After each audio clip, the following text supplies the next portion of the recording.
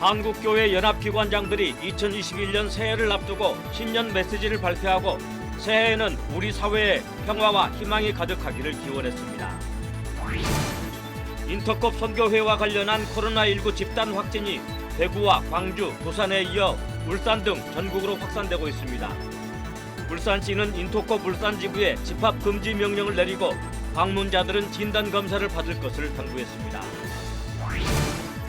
CBS는 연말을 맞아 코로나19 시대의 한국교회를 돌아보는 연속기획 코로나 시대의 한국교회를 보내드리고 있습니다.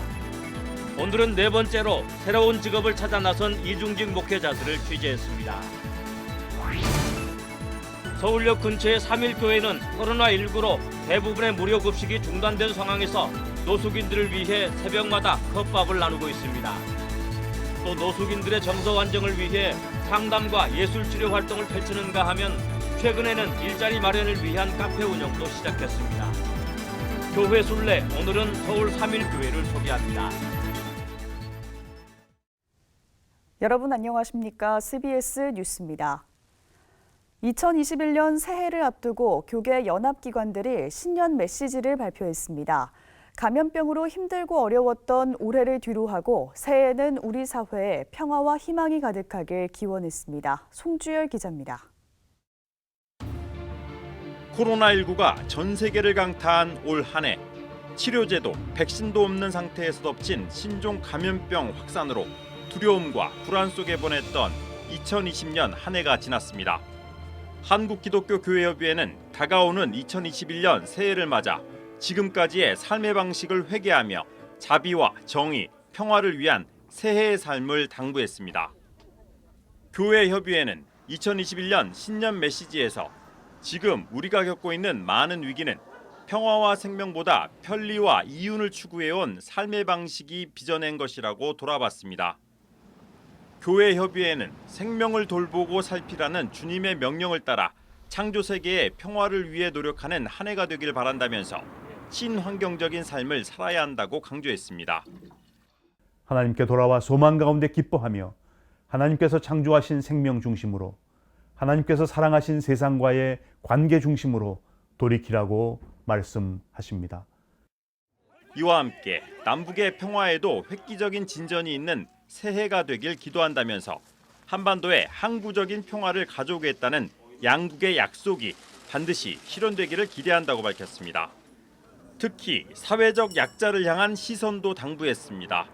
팬데믹은 재난마저도 불평등하다는 사실을 보여줬다면서 차별과 편견 속에 힘겹게 살아가고 있는 이들의 고통에 함께 아파하며 고통 분담을 위해 노력하는 한 해가 되길 바란다고 밝혔습니다. 한국교회 총연합은 새해 새로운 꿈을 꾸자며 희망을 강조했습니다. 한교총은 신년 메시지를 통해 욕망의 바벨탑을 쌓아올린 인간을 흩으셨던 하나님의 멈추게 하심 앞에서 우리가 서야 할 자리가 어디인지 돌아볼 것을 당부했습니다. 그러면서 성공과 탐욕의 미몽에서 깨어나 자신의 것을 서로 나누었던 사도행전적 신앙의 회복을 강조했습니다. 누군가의 영혼이 따뜻한 온기를 되찾을 수 있도록 옆에 있어줄 수 있는 사람, 그래서 상처를 위로받고 다시 미소를 짓는 사람들이 많아지는 세상이 되었으면 좋겠습니다. 또 성령이 역동하는 성경적 원형의 교회를 세워 코로나19의 파도를 이기는 바위 같은 교회가 될 것을 당부했습니다. CBS 뉴스 송주열입니다. 인터컵 선교회와 관련한 코로나19 집단 확진이 대구와 광주, 부산에 이어 울산 등 전국으로 확산되고 있습니다. 울산시는 인터컵 울산 지부에 집합 금지 명령을 내리고 방문자들은 진단 검사를 받으라고 밝혔습니다. 천수연 기자입니다. 인터컵 선교회와 관련한 코로나19 집단 감염이 계속 확산되고 있습니다. 울산시에 따르면 인터컵 관련 코로나19 확진자는 모두 11명으로 나타났습니다. 첫 확진자는 지난 28일에 나왔습니다. 10대 어린이가 병원 입원을 위해서 코로나19 검사를 했다가 양성 판정을 받으면서 부모 등 3명의 감염이 확인됐습니다. 이 어린이는 울산 중구의 한 교회에서 열린 인터컵 행사에 참가했으며 같이 참가한 어린이 등 접촉자 8명이 추가 확진됐습니다. 방역당국은 가족 중 일부가 인터콥 울산지부 교사로 근무하면서 확진자들과 접촉한 것으로 추정하고 있습니다. 인터콥은 앞서 지난 10월 경북 상주 열방센터에서 방역수칙을 어긴 대규모 숙식 행사를 벌여 논란이 됐습니다. 또 지난달 27일과 28일, 이달 11일과 12일 사이에도 상주 열방센터에서 행사를 열어 당시 이곳을 다녀간 대구, 광주, 부산, 서울 등 전국 방문자들의 확진이 잇따르고 있습니다. 경북 구미시 종교시설 관련 확진자도 상주 열방센터와 관련이 있는 것으로 방역당국은 최근 파악했습니다. 경상북도 구미시의 종교시설과 관련해서 총 10명이 추가되어 현재까지 누적해서 82명의 확진자가 발견되었습니다. 울산시는 이 기간 상주 열방센터 방문자들과 인터콥 울산지부 방문자에 대해서 진단 검사를 받도록 했습니다. 또 인터콥 울산지부에 대해서는 별도의 조치가 있을 때까지 무기한 집합 금지 명령을 내렸습니다. 한편 지난 한 주간 종교시설에서 발생한 집단 감염 사례가 전체 집단 감염의 3분의 1에 달하는 것으로 나타났습니다. 중앙방역대책본부는 최근 4주간 집단 감염 사례를 유형별로 분석한 결과 지난 20일에서 26일 사이 전체 집단 감염 28건 가운데 10건이 종교시설에서 발생했다고 밝혔습니다. 이 기간 의료 요양시설에서는 6건이 발생했습니다. 집단 감염이 가장 극심했던 시기는 12월 13일부터 19일 사이로 전체 71건의 집단 감염이 발생했으며 사업장 17건, 종교시설 16건으로 분석됐습니다. CBS 뉴스 천수연입니다. 문화체육관광부와 과학기술정보통신부는 5인 이상 집합금지 등 사회적 거리두기 강화 연장 방안에 따라 올해 12월로 종료 예정이던 비대면 온라인 종교활동 지원 사업을 2개월 더 연장하기로 했습니다.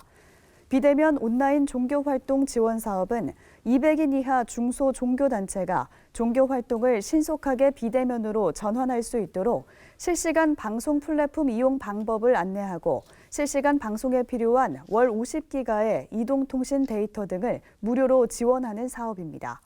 문체부와 과기정통부는 비대면 온라인 종교활동 지원 사업을 2개월 연장하면서 종교활동의 비대면 전환도 더욱 촉진하기 위해 데이터 지원을 기존 월 50기가에서 100기가로 상향한다고 밝혔습니다.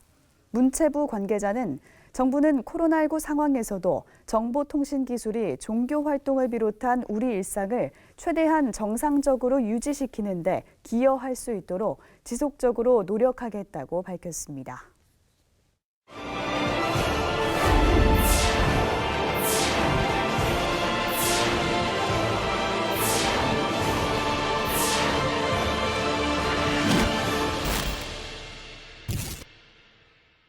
CBS는 연말을 맞아 코로나19 시대의 한국교회를 돌아보는 연속기회, 코로나 시대의 한국교회를 보내드리고 있습니다. 오늘은 그 네 번째 순서로 새로운 직업을 찾아 나선 이중직 목회자들을 최종우 기자가 만났습니다. 미자립 교회가 갈수록 늘어나고 있는 가운데 코로나19가 장기화되면서 미자립 교회들의 어려움은 더욱 커지고 있습니다. 코로나 상황 이전에도 형편이 어려운 목회자들의 경우는 목회 외에 다른 일자리를 찾아 목회와 병행했습니다. 코로나가 터지면서 이들은 힘을 모아 새로운 삶을 찾고 목소리를 함께 내기 위해 지난 11월 이중직 목회자 연대를 결성했습니다. 일반 목회를 하시던 분들 가운데 코로나로 인해서 이중직 목회에 대해서 더 관심을 갖는구나라는 걸 제가 느끼게 됐고 또 그게 필요할 것 같다는 생각이 들어서 이중직 목회자 연대를 조직하게 됐습니다. 현재 페이스북 이중직 목회자 연대 그룹엔 470여 명의 목회자가 활동 중이며 입회 서류를 제출한 공식적인 회원 수는 120여 명입니다.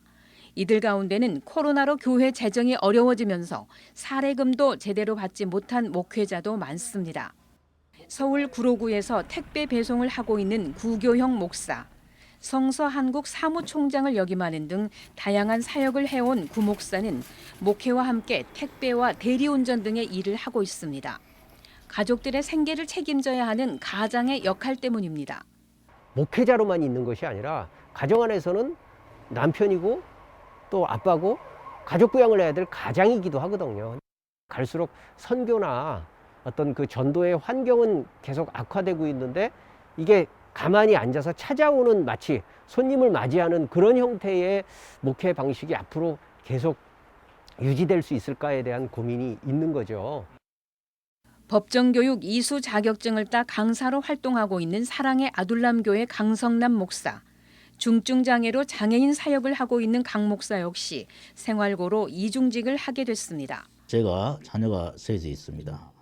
이 아이들을 우리 집사람 혼자서 돈을 벌어서 이 집에 생활도 하고 교회 비용도 하고, 지금 우리 교회는 그 교인 자체로 이 비용이 충당이 안 되거든요.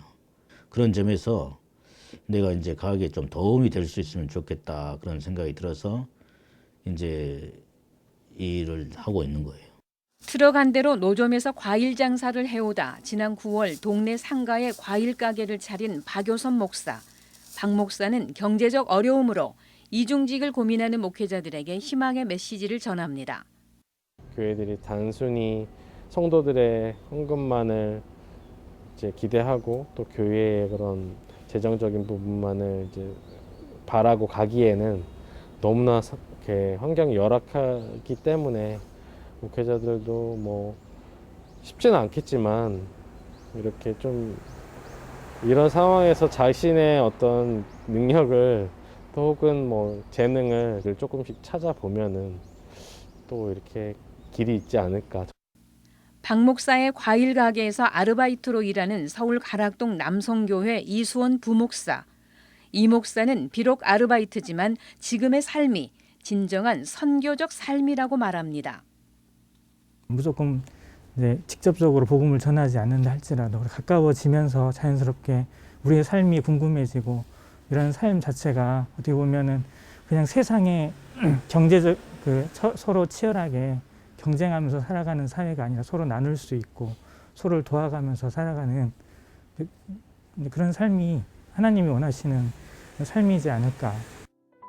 코로나로 경제가 어려워지면서 특히 미자립교회 목회자들은 목사이자 가족들의 생계를 책임져야 하는 가장으로서 이중직 목회를 하지 않을 수 없게 됐습니다. CBS 뉴스 최종우입니다.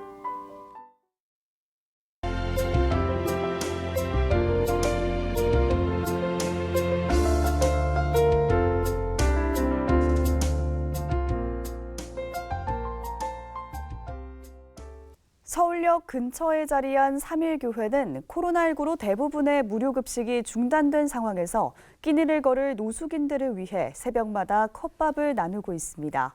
또 노숙인들의 정서 안정을 위해서 상담과 예술치료 활동을 펼치는가 하면 최근에는 일자리 마련을 위해 카페 운영도 시작했습니다. 예장합동 총회 소속 3.1교회를 이빈나 리포터가 소개합니다. 서울 용산구 청파로에 자리한 3.1교회. 동이 트기 전부터 모여 어둠을 밝히는 이들이 있습니다. 3.1교회 서울역 사랑나눔부 소속 교인들로 하나둘씩 이곳을 찾는 사람들에게 컵밥과 따뜻한 국물 한 잔을 건넵니다.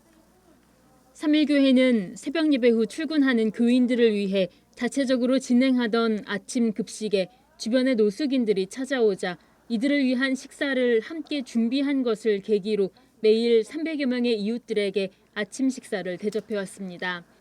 현재 코로나로 대면 새벽 예배가 중단됐지만 교회를 찾는 거리의 사람들을 위해 컵밥을 포장해 지급하고 있습니다.